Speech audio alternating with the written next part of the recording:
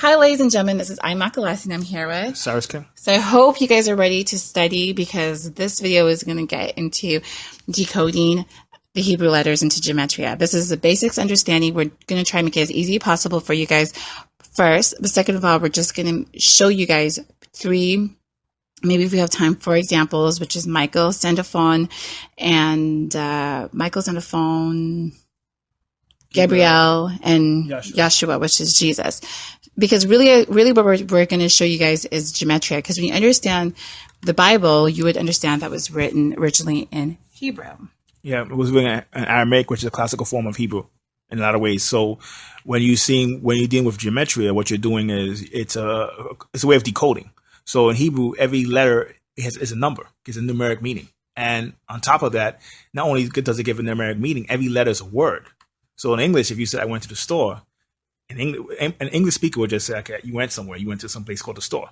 But in Hebrew, it will be numbers as well. So you would have the first meaning, which is I went to the store, which is identical to English. But then the letters is a word, right? And then on top of the letters being a word, each letter is a number. So you're talking about, in a sense, three different meanings, because based on Gematria, if two words have, even though they might have a different meaning externally, if they both have the same numeric meaning, then they both are the same internally. Right. So then a lot of times what ends up happening is Kabbalists knows that there's a lot of connections even between two things that may seem not connected. Right. So when people start translating the Bible, there's a lot of stuff a lot of interpretations that start to put people in the wrong direction, because you have the obvious meaning, but then you have a lot of internal meanings as well. Mm-hmm. Because you're basically saying three meanings. Right. The first, and then the second, when you're just breaking out each letter as a word, and then the numeric meaning. So then, in a sense, everything in the Bible has two other meanings that everyone's missing. Right. And so basically, when you say I went to the store, in English would be one sentence. Mm-hmm. But once you break that down in Gematria, I could be identification of something. Went could be identification of something, because even went, W-E-N-T, all three of those letters all have their own meaning as well. So in English, we just have them as letters, but in Gematria, each letter has something that means to it. So went could be a sentence, to could be a sentence, the could be a sentence, store could be a sentence. So in essence, when you say I went to the store in English, when you're translating, it could actually be like a paragraph. So when people realize that, you realize that Gematria is a way that can show you hidden meanings in scriptures that some of the mystics have left behind, and it was masterfully done. So it's kind of like a puzzle, which I like. A puzzle where you're cross-referencing letters, numbers, and also numeric, and adding it up. And it's a process of really going through things and decoding it so you can have a fuller understanding.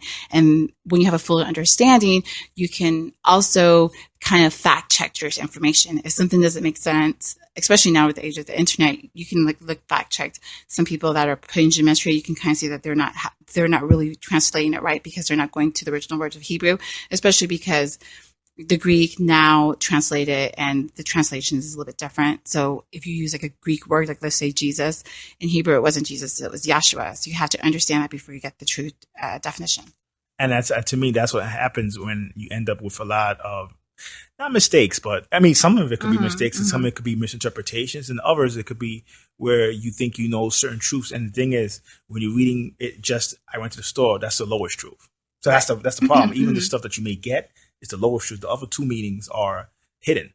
And in this way, it's because Kabbalah meant to receive. And it's actually, when it says it meant to receive, it's actually teaching you a way to receive. Mm-hmm. So it being centered around numbers is basically putting you in touch with the intelligences of the atomic world, because the intelligence of the atomic world deal with numbers. Right. So it's a higher it's a higher intellect that, in a sense, when you're in the lower worlds, that's probably the highest you're going to perceive.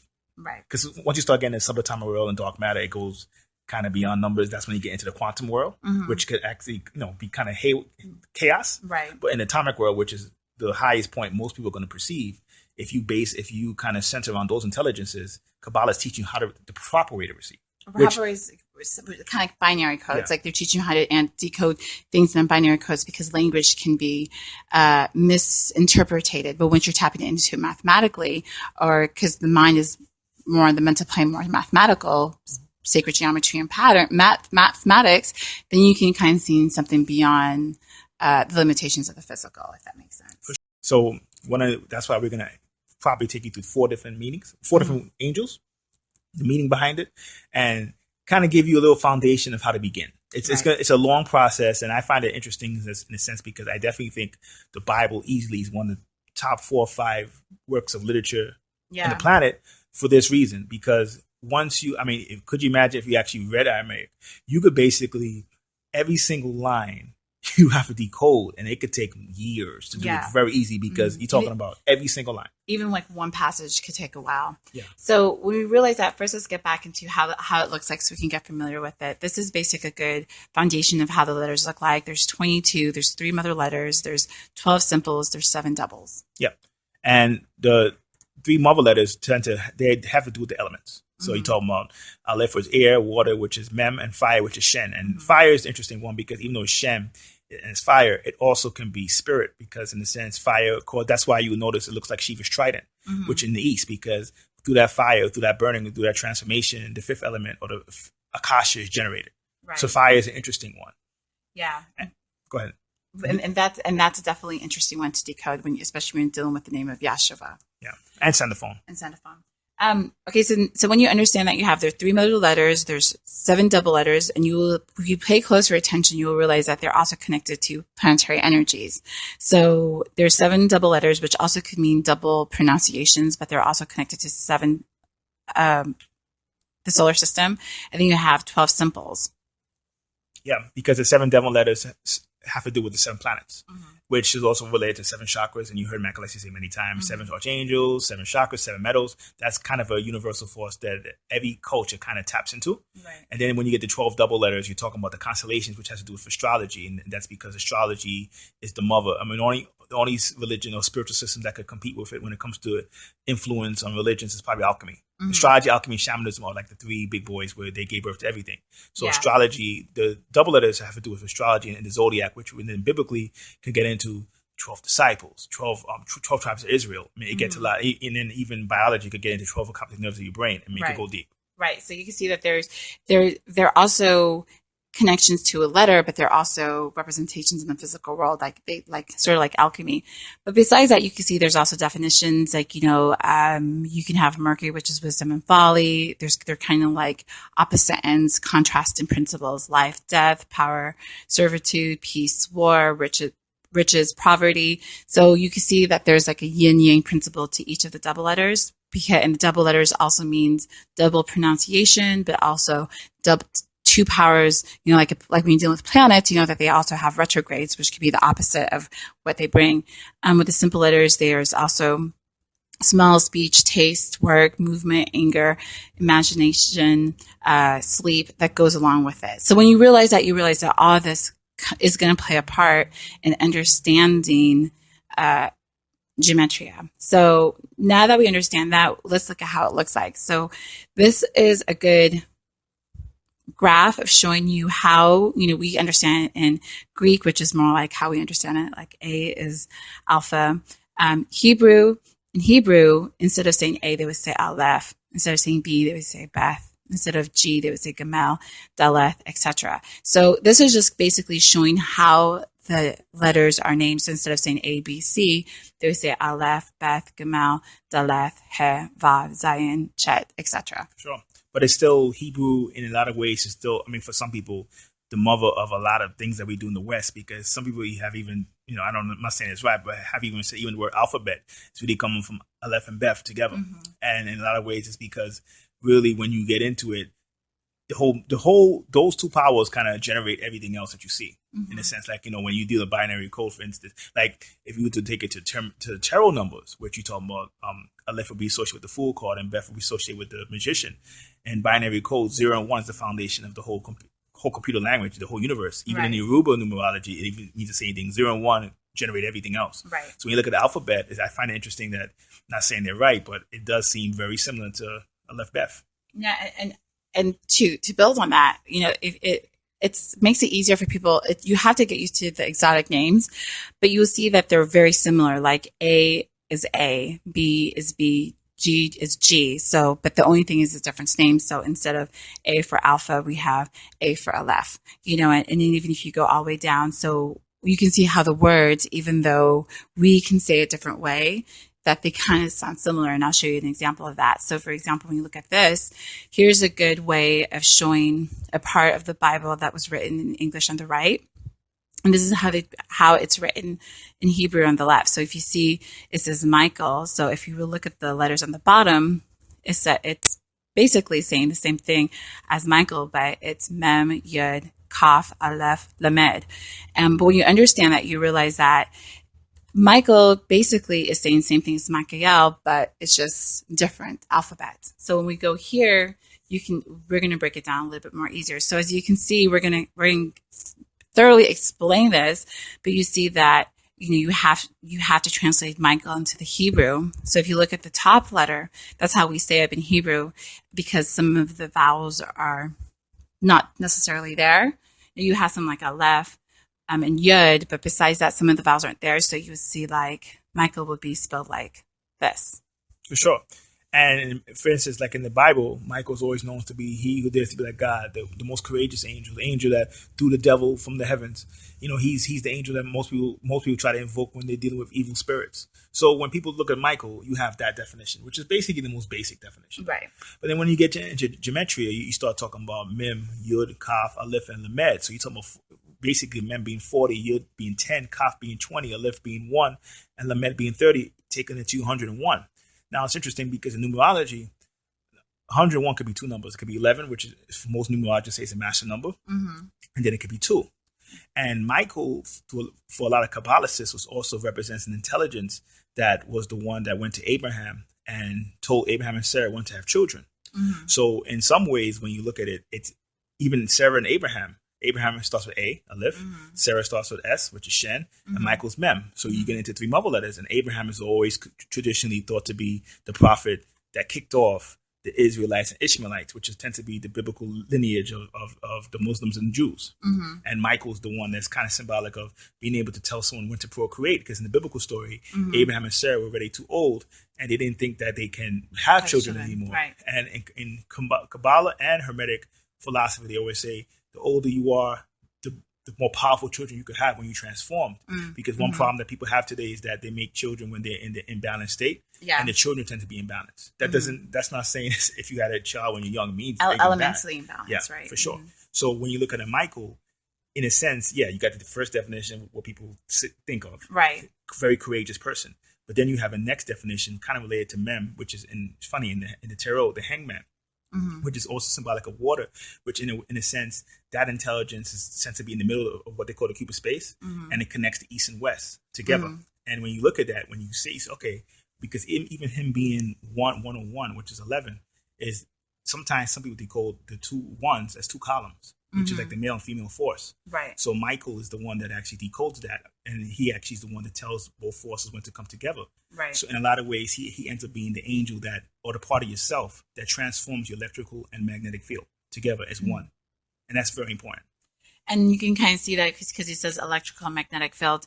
And that's why when you see the 1 and then the 0 and then the 1, that's like both different parts of the pillar, the electric and the magnetic pillar, and then balancing together.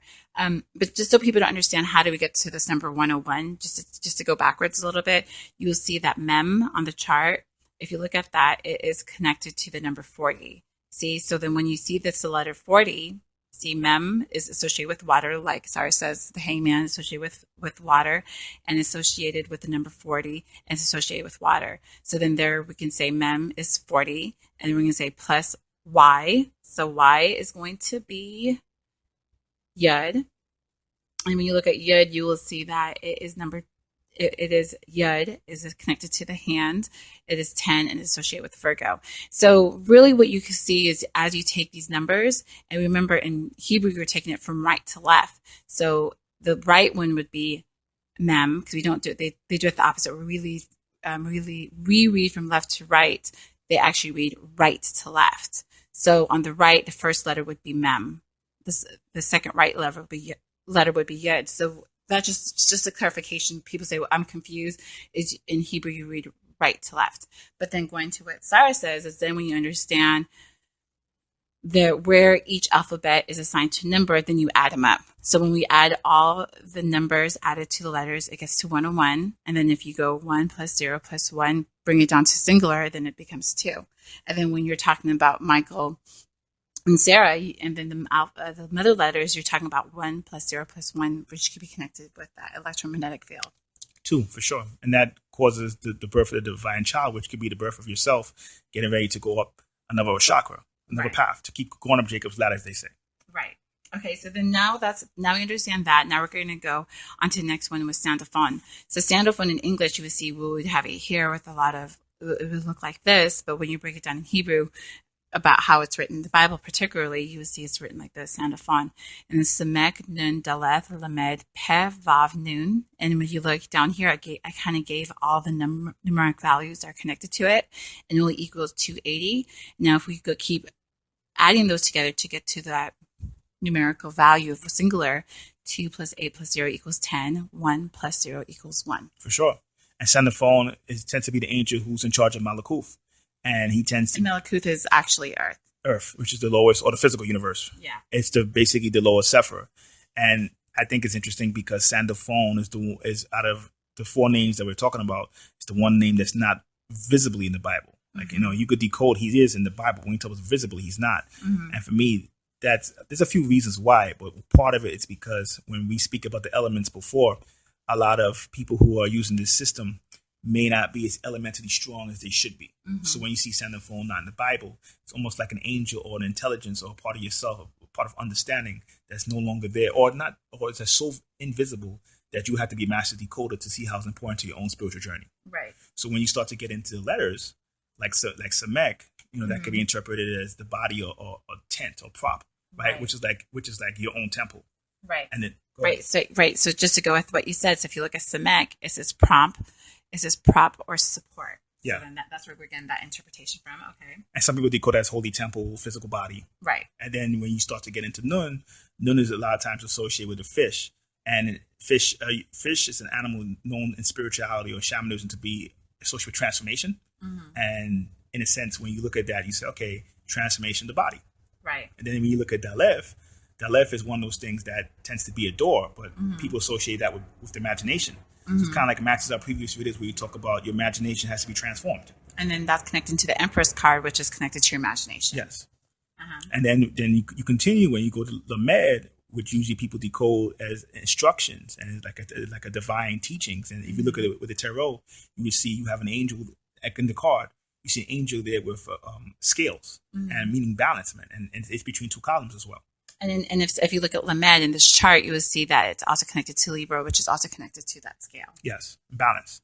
And when you can move on from that, so basically saying Samek body, Nun transformation, which could be death, but transformation as well. Daleth, imagination, and it has to be balanced. Yeah.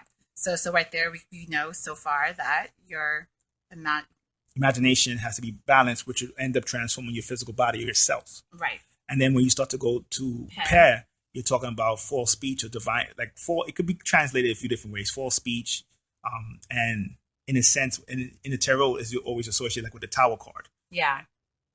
Tarot cards and also mouth for false speech. Yeah. And what that's usually going to mean is that you have to be able to decode illusions, because in the physical world, illusions will get in the way. And that could be also interpreted because Pe is associated with the planet, with the planet Mars. Right. And that tends to go into the fact that you have to destroy all the false voices, false interpretations that you have, which get into stuff like thought beings, Maya, illusions that may stop you on the path. Right.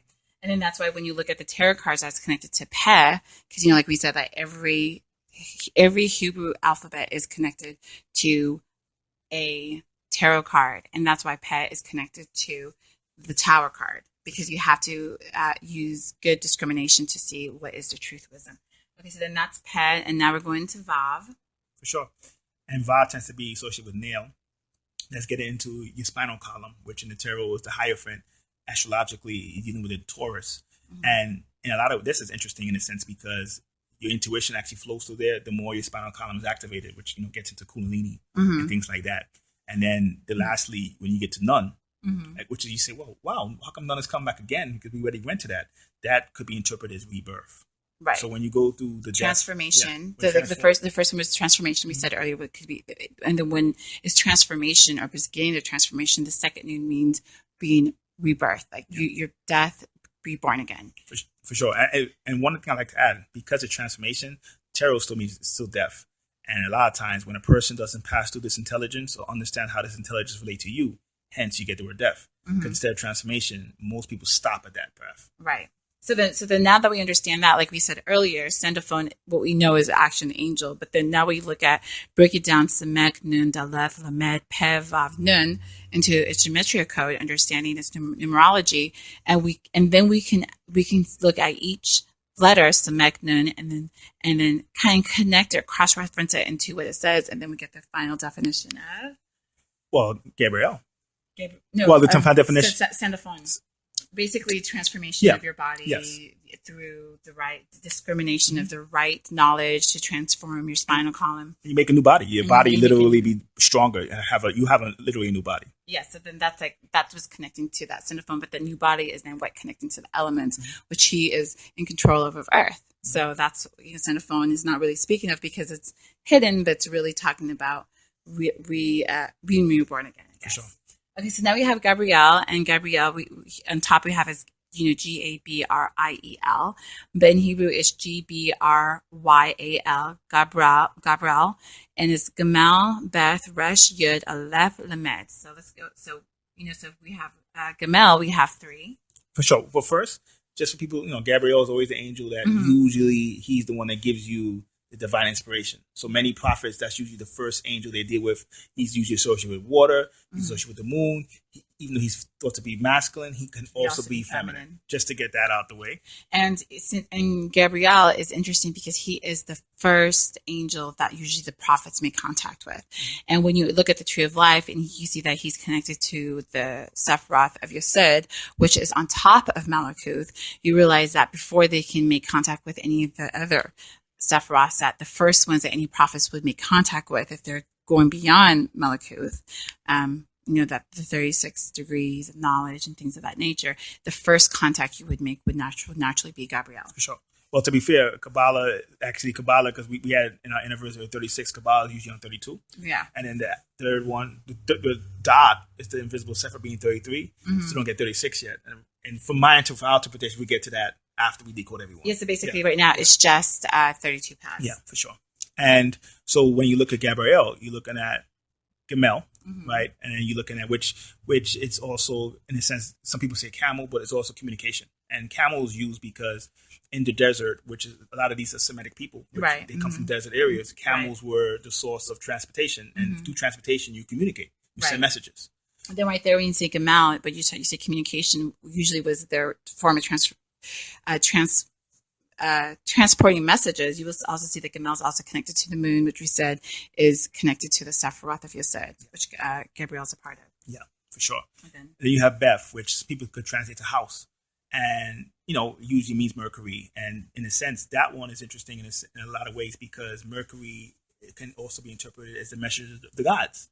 He's usually in some people's spiritual systems the first god you make contact with is Mercury. Right. So he usually works through your intelligence. And the reason why they say he's in charge of life and death is because depending on how you use the information, you could get life or you could get death.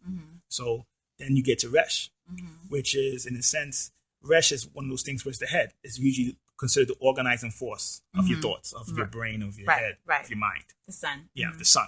Right. Some people also associate it kind of related to Ra in Egypt. Right. And then you get Yud, which is then going into hand, but it's going into open hand. Right. So what ends up happening is that after that, you get Aleph, which is in tarot, the Fool card, but it could be associated with Uranus. It's energy. It's basically like, and some people just like air. Some people have that as God itself, right. And in a lot of ways, sometimes air, because the first, when you think of God, the breath of God comes from air. You inhale it. It's associated with breath. And water is the element that, or the energy that, not water, I'm sorry, air is the element that, or energy that connects the physical and spiritual together. Right. That's why in yoga, most yoga centers around breath, breathing. Breatharianism. Yeah. And so then lastly, you get Lamed, which again is teaching instructions, which would then make sense because that intelligence is the one that prophets use to connect it to divine. Right. And to decide if they want to go higher, if they want to instruct people, they want to help people. So in a way, so you get Gabriel. I think it's funny, out of the 3 that we decoded, Gabriel to me is the easiest in terms of when you look at the hidden meaning, it still kind of matches what he's known to be in the Bible. Right. I think Xenophon and Michael, in my opinion, is a little bit hard. I don't know about how you feel. But yeah, definitely. Yeah. I mean, I think it's kind of hard because we kind of know these off the top of our heads. So people have to like cross-reference it. So even the names like Gamel, Beth, Resh kind of may seem exotic to people, but really those are just alphabets, and then we're breaking it down. And so when you look at that, you can see that Gabriel.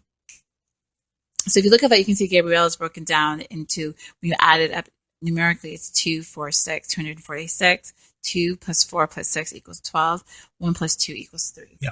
And it's funny because then you also get Trinity, and like a lot of religions, God is always related to 3 in the Trinity. And you can see in the lower worlds, when the moon is the highest you're going to connect to a lot of times, the Trinity is the easiest way to interpret God. Right. And then it's funny because even though it's the easiest way to interpret God, confusion comes from that too. Like in religion, we have some people say 1, some people say 3, some people say many, and you can see confusion comes with that. And probably because they can actually read what Gabriel means, but they don't understand what it means internally. Exactly. Okay, so then the last one we're going to do, I know this is a lot of information. I hope people are with us, but the next one we have is the New Testament. Like we said before, was written in Greek, hence the translation is not in Hebrew. So therefore, when people talk about Jesus, people could use, okay, well, let's decode Jesus because it's Jesus. So from looking at that, they can probably try to look at it here and decode it from, that, but realize that from looking at that, they can probably try to look at it here and decode it from, that, but realize that in the Bible, they didn't use the word Jesus. That's kind of like a Greek translation than which people use now. So you have to really go back beyond Greek. And in the Bible, he's actually known as Yahshua. So it's Yahshua, and which is completely different from Jesus. But that's why it's really, you have to really, if you're going to use Gematria, you have to go back into the original writing. And if you don't understand Hebrew, you have to use one of these online forms where you can see a translation, copy that translation, put it somewhere else, decode the names, put the numerical, and then kind of go from there. For sure. And when you get into Yoshua Veher, I always interpret it as, look at it this way: if Yoshua Veher, Yahweh, is a dominant force in the Old Testament, then when you talk the New Testament, you're just talking about adding Shen to it, which is the Shiva Trident, which and it's no coincidence. The spirit, fire, fifth element. It's no coincidence that Shiva is the god of yogis, and yogis try to do a transformation, just from the Eastern perspective. And in a lot of ways, that sometimes is decoded by people as matter being transformed, the astral light and matter at the center of it being transformed, and the matter itself becomes totally different. Yeah, it's like bringing heaven to earth. And now, when you look at the numbers, when you get into, you're talking about 326, which you can break down to 11, which equals 2. And a lot of people have decoded Michael and Christ similarities, and in a lot of ways you can see it because they both kind of equal to 2. And you both see the 11 there, and they both equal to 2. So they both Messiah types, no question. And then they're both connected to the part of the Tetragrammaton, part of the tree, which is the sun. Yeah. And that's why a lot of times when you look at a lot of spiritual systems, the Messiah is always connected to something that's like a solar personality, something that's like, that's the sun. Michael's a little bit more flexible, though, because in some traditions, he's connected to Hot, which is number 8, which is Mercury. So he's kind of a person who's flexible, where Christ is just the Messiah, basically. Or Michael, he goes back and forth, which matches it, because on one level, he could be a person who helps Messiah types fight demons. And next level, he can be Messiah type himself. Right. So it's a very flexible intelligence, for sure.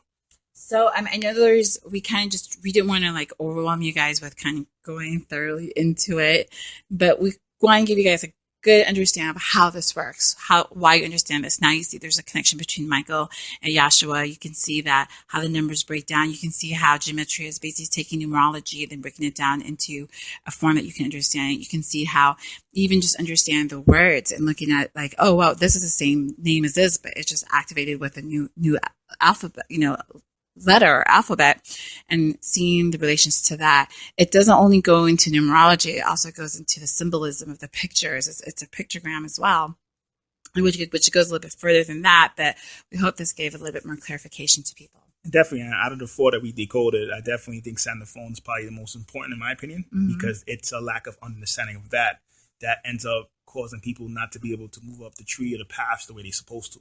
That's getting into the elemental intelligences for sure. And that's when you're getting into the Tower card and intelligence and understanding the right knowledge. For sure. And it's no coincidence that even him, he starts with Sandalphon S, Samek, and in Tarot, that's actually the Temperance card.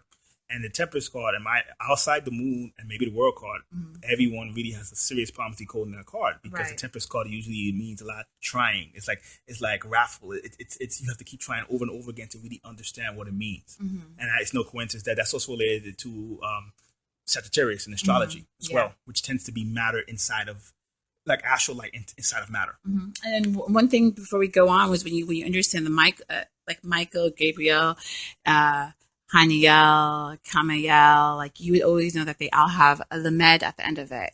And then when you understand that, you say like, obviously a Xenophon doesn't, and Metatron doesn't. I mean, there's a reason to that. But the first Metatron, he's associated with Keita, and in the last Xenophon, he's associated with Malakuf. They don't have L's laments in it, which is interesting. It's a whole nother story. Right. So then what we're saying is there's a reason why, and if you looked at our videos talking about the angels in the tree of life, you see Malakuth is associated with Xenophon, and then you have on the top you have Metatron, who is all the way at the top of Keither. And sometimes people say that's the one. If you understand, depends what Bible you look at. He's the one that actually goes and sees God. You know, like Michael tends to be somebody who's courageous. He dares to be like God. They say Metatron is so powerful. When you feel him, you think it is God. Yeah, and he's all the way up at the top of the tree, which is Keither. So, and they both end with Metatron. Xenophon, and all the other angels usually end with an L, which is Lamed. And so when you understand, you have to realize that. Why is that? There's a signature to that, like the N and N is sealing the tree, basically top and bottom, and then all the rest is L, Lamed, and they have the ability to be messengers or teachers. For sure. So and hope this helps. Until next time, peace.